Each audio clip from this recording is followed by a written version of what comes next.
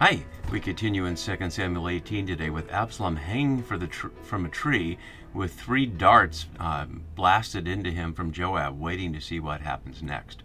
And as we'll see in this passage, there's a lot going on, although we're only going to look at a few verses here, because we'll move from Absalom in the tree to Absalom in the ground under a pile of stones. And a number of other things happen. So we're just going to look at these 4 verses you see on the left side of the screen, 15 to 18, and then next video, we'll look at the long scene of the competing runners trying to bring the tidings to David. So as you can see on the right side of the screen, if you haven't followed this unit from 2 Samuel 15 to 18, I encourage you to go back and look at the introductory video where we go over these things on the right side of the screen, including many of the style elements. And now we're really coming back to the interpretive options, not so much today, but in the next video, the one after, when we see David's response to the death of Absalom. As we look at the shape of the story, we've been noting the alternation between scenes in Absalom's circle and scenes in David's circle, and now they've come to battle, and now the battle has ensued. And spoiler alert, as I said last time, Israel is defeated and Absalom will be killed and buried, and the last scene will be the runners bringing the good tidings. The story in some ways continues in chapters 19 and 20, as we'll look at, but with Absalom's death, that's really the end of his rebellion. What continues is the question of how David is going to completely restore the kingdom under him to Israel and Judah. So we'll see that in coming videos. And we continue across the Jordan here, where David had his little outpost in Mahanaim, and we're going to assume that's where he is, where he's receiving the tidings next time, standing at the gates of the city watching for people coming. We've also been looking at the many characters, and we're almost at the end of that. Today we'll see Joab's 10 anonymous armor bearers or vessel bearers, and next time we'll see the last members of this group, the Cushite who runs to David with the news, and the sentinel on the roof who helps David discern what he can see before him. Last time we also looked at some of these parallels with 2 Samuel 2 and 18, and today we'll see just the end here where Joab sounds the trumpet, and you can see that it's almost identical to what happened in chapter 2. So that these two stories are framing the entire time of David reigning over Israel and Judah, including this rebellion from Israel, really highlighting that it's Joab who has prevented them from pursuing Israel, but otherwise that's what's happening. Both at the beginning and the end, Israel is the enemy. And for them to be reconciled in the next couple of chapters, we'll see what arguments are made from both sides. So as we look at the structure, we've been noting the linked chiasms that flow throughout the story here. So here we are on this just last little bit of this chiasm, parallel to what we saw last time at the beginning, where Israel was struck. The New RSV had Israel's defeated, but plainly that was not the point. The point was the beginning of the war here in the first slaughter, but it doesn't end until Absalom is dead down here. And so that's the parallel with Israel struck there and Israel fleeing to their tents here. I might have put the response of Absalom to the monument outside the chiasm, because there's nothing specifically parallel to that at the beginning, but I did want to keep the sense of Absalom within this part of the chiasm, since it's no longer about Absalom after this, and this chiasm plainly fits all nicely together. So we could have done the same thing we did up here, leaving this one verse where the king expresses his desire for people to deal gently with the young man Absalom, and we could have led to the response here outside the chiasm, and you can see it either way you want to see it. But we're going to look at these verses here, and it's only this small part, but let's just pay attention briefly before we look at the details of what happens. He is struck down by 10 anonymous people. Joab sounds the trumpet, and the people, not the troops, return from pursuing Israel. Presumably the same 10 people throw Absalom in a pit. Did they dig a pit, or did they find a pit? And then raise over him a great heap of stones. Were there stones there? Presumably they didn't bring them with them. And now all Israel fled not to their homes, but to their tents, as we'll see. So much happens there in just a couple of verses. And what a contrast that is between what we've seen as the story unfolded very slowly, with the competing advice from Ahithophel and Hushai, and the gradual movement of David out of Jerusalem up the Mount of Olives and then back. And so suddenly all the action that we've been waiting for happens basically in just a few seconds, in a few verses here. But it's worth paying attention to, because a lot is being said in these verses. So starting here in verse 15. As I noted last time, that Alter suggested that Joab's putting 3 spears into Absalom wasn't intended to kill him, even though he's thrust them into his heart. The narrator tells us he was still alive, so he still needs to die, and presumably Joab is doing that to immobilize him, because being caught by the head in the tree did not injure him any, as far as we know. He's just stuck there. So now he's been disabled, and 10 young men, as Bodner notes below, the unnamed soldier who has a lengthy conversation with Joab claims he would not have touched Absalom even for a huge reward, but there are 10 armor bearers who evidently do not share that conviction. And as my note continues, their anonymity and group action leaves no named person responsible for Absalom's death. And that's a key element here. Joab isn't doing it. David's certainly not doing it. And these anonymous people are doing it. So, as so often, the violence moves away from David. And yet, without this violence, David would not be the king. And so his motivations are certainly mixed, and we can try to sort those out, although the text will not give us a definitive answer. So his armor bearers surrounded Absalom, or literally, and turned, and that the turning there is similar to the return here, not quite the same word, but similar. So a parallel there, that they turned to Absalom. It's not necessarily they surrounded him, but I guess if 10 men are near him, that would suggest they're surrounding him, and struck him and killed him, just like that. And we hear nothing from Absalom out of the experience. Obviously, he dies, but we hear nothing of his regret or what he wished might have happened. He just becomes a victim of this. And it's no longer about him, although it is still sort of about him, as we'll see in the scenes that come.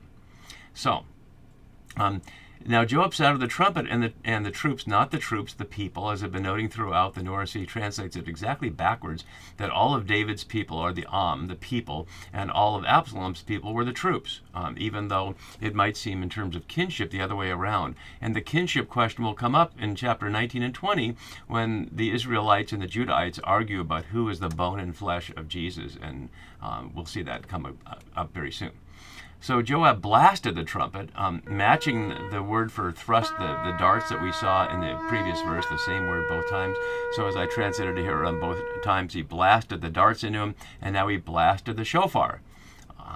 And the people came back from pursuing Israel. And again, we have to assume that we're on the other side of the Jordan. Where were they pursuing Israel? We saw last time that Absalom's people, his troops, crossed the Jordan and were on the other side, and that's where they were pursuing him.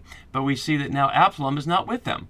Hushai's advice had been that Absalom should be in the midst of the soldiers, and so in the end, he followed neither Ahithophel's advice or Hushai's advice, even though he said at the time that Hushai's advice was better than Ahithophel's. He just ended up going his own way, so all that turned out to be a smokescreen, other than the fact that it put Hushai in the enemy camp and allowed him to give advice to the priest and to their sons and get the message to David that got him organized for the response that we just saw. So for Joab restrained the troops, using the word hasak here, exactly what Abigail did for David, that we can see back there in the Nabal situation, in his voice. So he sees, in his words, that blessed be Yahweh, who has judged the case of Nabal's insult and has kept back his servant from evil, speaking of himself in the third person. So whether you attribute that to Yahweh or to Abigail, providing provisions for him and making a good case for why her husband is a fool and David shouldn't bother with him, either way it reminds us of that. But Joab is the one restraining now. So the anonymous action continues here, and as well as that, the contrast, as my note below has, between the dignified exit of Ahithophel, where he ordered his life and then quietly went out and hung himself. Here all the people are joined in a hanging of clearly not dignified response. And we have to wonder, because we were told earlier not that Absalom had women, but that he had 3 sons. It was a curious thing. We can see here that it says sons were born to Absalom as if they came out of his womb, and no women were named, including a daughter named Tamar that we saw. And that will come up in just a minute, because in the next verse he says, I have no son to keep my name. So has his family not even been informed? What family is there exactly? Do his sons know that the father is dead? And what about those sons? What about his daughter Tamar? What about his sister Tamar? We have not heard from her ever since she ended up in Absalom's home. And as far as we know, that's where she was living, because where else was she going to be? So none of these people that either Absalom cared for or cared for Absalom know what's happening here. Instead, he's thrown into a great pit in the forest, a pachat here.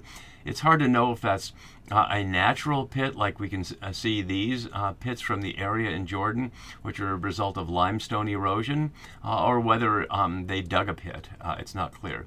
But the phrase great pit and raise over him a great heap of stones is a very specific reference to the book of Joshua. And what that implies is that the text we're looking at is relatively later than the rest of the succession story. Because by all accounts, and including my own judgment, Joshua is part of the expansion, including the book of Deuteronomy, at the time of Josiah in roughly the 630s. And Deuteronomy becomes the book that is fictionally said to be found in the time of Josiah and becomes the basis for his so-called reforms of crushing any kind of worship of Yahweh or anybody else outside of the Jerusalem temple. So those are later texts from 300 years after the time of David and Solomon. And it certainly suggests that this is parallel, echoing those, that this is a late text. And it seems very unlikely the exact same phrase, a great heap of stones, as we'll see in just a moment, from the books of Joshua and nowhere else in the Hebrew Bible is just a coincidence. So let's go back and look at those. The first one is after the rebellion of Achan, and we see this. Joshua said, "Why did you bring trouble on us?" Speaking to Achan. "Yahweh is bringing trouble on you today." And all Israel stoned him to death. They burned him with fire, cast stones on them, and raised over him a great heap of stones that remains to this day. Then Yahweh turned from his burning anger. Therefore that place to this day is called the Valley of Achor. And in the very next chapter we see a similar thing. And he hanged the king of Ai on a tree until evening. And at sunset Joshua commanded, and they took his body down from the tree, threw it down at the entrance of the gate of the city, and raised over it a great heap of stones, which stands there to this day. And so we see in both those cases the exact phrase, a great heap of stones that remains or that stands there to this day, as a double function. It both is an ignoble burial and plainly meant to be humiliating, especially in the case of the king of Ai, whose body is left on the tree until sunset so everybody can see it, but also a memorial. Because if they just buried him, in a secret place or an unknown place, like Moses ends up being, then there'd be no place for memorial. But the great heap of stones allows people to come and remember what happened. Not necessarily remember the person for their positive, but remember the effect of their death as a function of the scapegoat principle. And no one has done more to make that clear than Gil Bailey in his now classic book, Violence Unveiled, where he explores these stories in depth and really highlights the role of the heap of stones as both a memorial and an insult to that person. So if this story in 2 Samuel 8 doesn't know those Joshua stories, maybe the Joshua stories know the Absalom story and they're replicating it that direction. That's certainly possible. But if they do know it, they're highlighting that Absalom goes down like other rebels in the time of Moses. So we saw the great pit, and they raised over him, literally set up, which matches the monument that he set up. As a note from Bodner has, an ironic comparison is being made between the pile of stones, quote, erected over Absalom, and the stele which Absalom, quote, erected for himself during his lifetime. Meanwhile, which is not in the Hebrew, all the Israelites fled not to their homes but to their tents. And that's a huge mistake on the NRSV's part, because it has nothing whatsoever to do with their homes and everything to do with the symbol of tent, which is the non-urban place of people before there was a monarchy. It's been a rallying cry before, and it'll be a rallying cry again. We see it here. We'll see it in 19:8 in English. We'll see it again in chapter 20.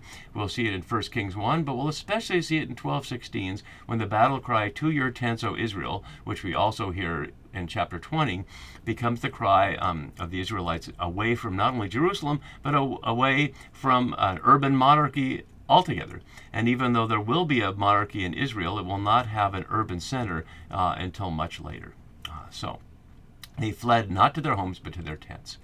And now the narrator interrupts to tell us something about something completely different that we knew nothing about, but it's plainly meant to be in contrast with the heap of stones. And the now, like the moreover, the meanwhile, are not in the Hebrew. So Absalom, in his life, doubled here, as you can see on the right side, in his life, had taken and set up for himself a pillar. Metzabah, which you can see in my note below, and here's what one looks like in that area, that is in the King's Valley. The King's Valley is not a clear location. It's also known from Genesis 14:17, which you can see there, also known as the Valley of Shava. And because of this scene where King Melchizedek of Salem is understood to be Salem related to Jerusalem, which is controversial among scholars, but that's a common understanding, that would suggest that this is the Kidron Valley, as some scholars have noted, but there's no real evidence for that. It's just trying to attribute it to something. So Absalom's, of course, not in the Kidron Valley now. He's across the Jordan and buried in that forest that we saw. I could show you again here from the last video. But then we hear the narrator tell us that he said something that we have no idea when he said it, who he said it to, or why. But it's inserted here.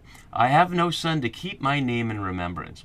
And if we stop with I have no son, it's a contradiction with 14:27, which you can see here as I was referencing earlier. There were born to Absalom 3 sons and 1 daughter. But we don't know anything about that. So some scholars have suggested that the sons have died, or one suggested this is a secondary prequel, that this is taking place before he had the sons, to try to make that consistent. Bodner suggests, as you see in my note below, quote, Absalom is not saying I have no son. He's saying I have no son to carry on my name. And that may well be what's being meant here, to be consistent with 14:27. But then what does that mean? Why does he have no son to carry on his name? If his sons been rebels, did they not agree with him? We know absolutely nothing about his sons, so we have no reason to know there's something not right about the 3 sons he had, but we'll never hear about them again, although maybe we will, as we'll see later. So to keep his name in remembrance, and we've seen remembrance a number of times, but the irony, of course, is they just will remember him from the great heap of stones. He called the pillar by his own name. It is called not Absalom's monument, but Absalom's hand, or hand of Absalom, which would make it like a metzabah, much like a standing pillar. But if you were to go to Jerusalem and into the valley, you'd see this monument, which archaeologically is made 1,000 years roughly after the time of Absalom, maybe roughly in the time of Jesus, in the New Testament period. So this one has nothing to do with the actual one, but like so many places in Jerusalem, the Holy Land, you can go see the places where Jesus slept or where Moses lived, etc. So there's a sharp break after that for this long scene about running. So we'll stop there, and then we'll see whether David is going to receive the news of the victory and the death of Absalom as good news or as bad news. See you next time for that.